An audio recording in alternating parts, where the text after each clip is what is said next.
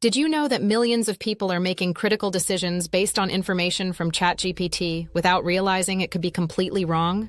Today, we're diving into the uncomfortable truth about why this AI tool that everyone's using might not be as reliable as you think. I'm not here to bash AI or tell you to stop using it entirely, but after researching this topic, I've discovered some pretty alarming patterns that every single person using ChatGPT needs to understand. Whether you're a student writing essays, a professional making business decisions, or just someone asking quick questions, what I'm about to share could save you from some seriously embarrassing or even dangerous mistakes. Let's start with a hypothetical situation, and similar situations have happened. A lawyer used ChatGPT to help write a legal brief and submitted it to court. The problem? ChatGPT had completely fabricated several case citations. These weren't real court cases that existed anywhere. The lawyer damaged his reputation because he trusted AI without verification. This isn't an isolated incident, and it perfectly illustrates our first major issue. ChatGPT suffers from what experts call hallucination. You might be wondering what it is. In AI terms, hallucination means generating information that sounds completely plausible, but is entirely fictional. The scary part? ChatGPT delivers these fabricated facts with the same confident tone it uses for accurate information. There's no uncertainty in its voice, no disclaimer that says, "I'm making this up." Here's what makes this particularly dangerous. ChatGPT is trained to sound helpful and authoritative. It's designed to give you an answer even when it doesn't actually know the answer. Think about that for a second. Instead of saying, "I don't know," it will confidently create information from thin air. This happens because the AI prioritizes being helpful over being accurate. But the problems run much deeper than just making stuff up. ChatGPT has a knowledge cutoff date, which means it doesn't know about events that happened after its training data was collected.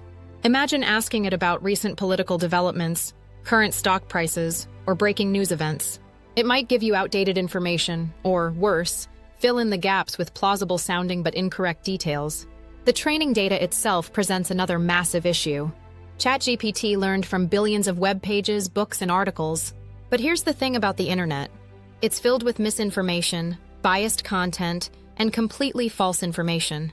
When you train an AI on data that includes conspiracy theories, propaganda, and factual errors, guess what? The AI learns to reproduce those same problems. This creates what researchers call amplification bias. If certain viewpoints or pieces of misinformation appeared frequently in the training data, ChatGPT might present them as more credible than they actually are. It's like having a really smart friend who unfortunately spent too much time reading unreliable sources and now confidently shares questionable information. Let's talk about something even more concerning: contextual misunderstanding. ChatGPT doesn't actually understand concepts the way humans do. It recognizes patterns and predicts what words should come next based on statistical relationships. This means it can miss crucial nuances, cultural contexts, or subtle implications that any human would immediately recognize. For example, if you ask ChatGPT about sensitive historical events, medical advice, or complex scientific topics, it might provide information that's technically accurate, but lacks the important context that would help you understand the full picture. It's like getting directions from someone who has memorized a map but has never actually walked the streets. Here's where it gets really tricky for everyday users. ChatGPT is incredibly good at sounding knowledgeable about topics it actually knows very little about. It uses sophisticated language patterns to create responses that feel authoritative and well-researched. This confidence can be dangerously misleading, especially when dealing with specialized fields like medicine, law, or engineering, where incorrect information could have serious consequences.